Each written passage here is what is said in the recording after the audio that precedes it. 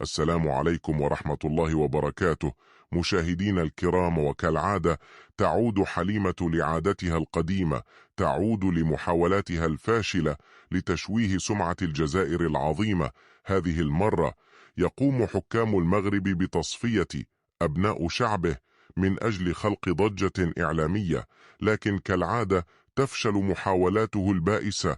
والدليل الذي لا يعرفه الكثير على هذه المسرحية هو قيام السلطات المغربية بإرغام عائلات القتيلين على دفن الجثتين بدون تشريح أو تحقيق معمق.